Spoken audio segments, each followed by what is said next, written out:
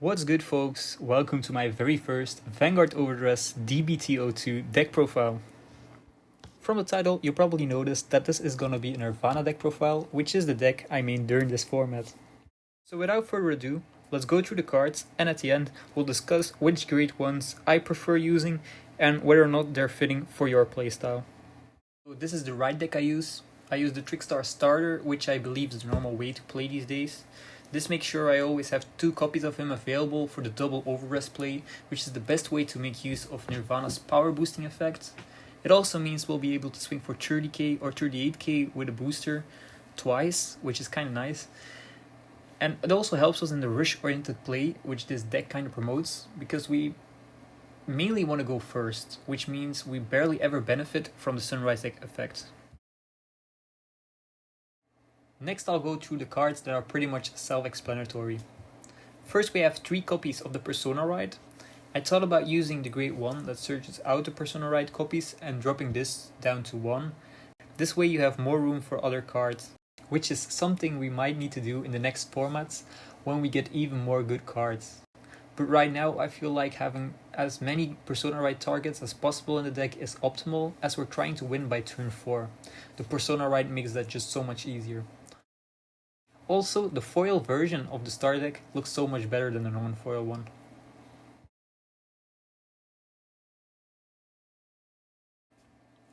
Alright, next up. Of course we use 4 copies of the PG. Currently there is no real way around it. I do happen to ditch this sometimes for the right deck, as most of our other cards help us get closer to winning, while the PG is mainly there for when we can't finish off the game fast enough. Most of the time we also enjoy getting damage, as we need most of our counterblasts available for the strongest possible turns. I've considered dropping this down to 3, but I believe it will become even more important during the next format to have a PG on hand. So currently it will stay at 4. Guess we will go through the triggers next. Whoops, I forgot to sort these. I use the standard lineup of 4 heals, 3 fronts and 7 crits. And we can't forget the total MVP, the Dragon Empire Overtrigger. You don't really care on what turn you check him, since he always nets you a card advantage due to the extra drive checks. I believe you should practically always put the power on your Vanguard, since your opponent is gonna have to PG that swing, which means they need to commit a lot more to guard your rearguard swings, which happen to have really high power in this deck. Now, one of the plays I often see people do is put the power of the Overtrigger on Valiente, which I believe is a bad play, which is the main reason people don't like playing him in set 2. But if they have to PG your Vanguard swing first, then you put them in a tough place. If they can't guard Valiente, that means they take a minimum of 2 damage, more if you check the crit. And if they don't guard your Vanguard, they might get crit to 6 damage. So that's a cool little interaction you have there. Next up is the Grade 3 lineup. I went with 2 Damari and 2 Valiente. I pulled an SP version of Valiente, so I felt obligated to run him, but Damari does feel better currently. Valiente's main function is finishing the game. The cost of discarding is quite expensive on other turns, so he might get cut if we see a better Grade 3 OverDress unit. Or I might downsize him to 1 copy, since I still really like the numbers he makes. Damari is different, since he can retire something while also preparing the superior OverDress for Urger, but due to costing a Soul Blast, using him is always something you need to do while planning ahead, since the Soul is also used for Urger's effect. So that's why I don't think running Damari at 4 would ever be a good idea. For Grade 2s, it's very straightforward again. We got as many Urger as we can fit. Power-wise, he is exactly the same as regular Vairina, with additional effect of giving us counter charge. It's also really nice that he gains shield value, which might come up sometimes. I run the regular old Vairina at 2 copies, since we always want to be able to search at least 1. While the other might be drawn into and then can be discarded for the right deck. Next, I decided to run 3 copies of Arcs. The problem is, he's amazing early on, but really unnecessary late game. My experience is that when I run 3 copies is that I see him often enough in my opening hand to be able to gain the card advantage and commit to an early push. The perfect opening hand for me is a copy of him and a copy of Togadarashi. So now we've arrived at the Grade 1s. These are pretty much the most flexible slots to play around with. I decided to run only 3 copies of Togashirashi. He's only useful as a discard target, which is why we love to see him in the opening hand or even later on to revise Trickstar, but due to being relatively expensive I only decided to get 3 copies, and so far that has been working quite well for me. His downside is that he is only a 7k, which means that he doesn't make any good numbers. So I do believe that if we see more soul blasting effects in the future, that pumping him up to 4 copies is the right way to go. I run only 2 main deck copies of Trickstar. Even though we need him to give our OverDress units effects, he's quite useless on his own.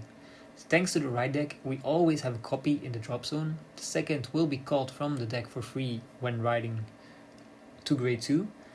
So the third one makes sure we always have that copy in the deck to search from the grade 1 effect.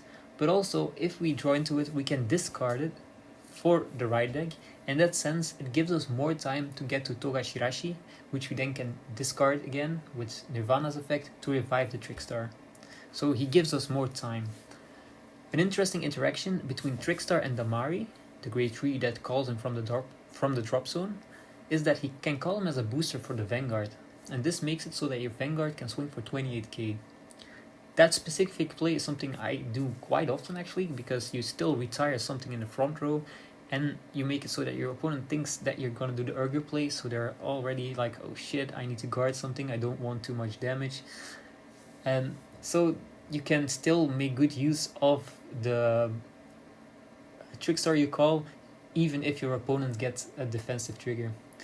Now, the specific play is something I don't recommend doing against set 3 Stoicheia. We haven't seen all the cards, but they recently revealed a card that makes it so you can't guard with cards from your hand with grades equal to the grades of units on your field. So as long as you have a grade 0 on the field like Trickstar, you can't guard with triggers, which is pretty painful. For the final 5 cards, I have some grade 1s you get to choose from. My current lineup looks like this, but do your own testing and change it up.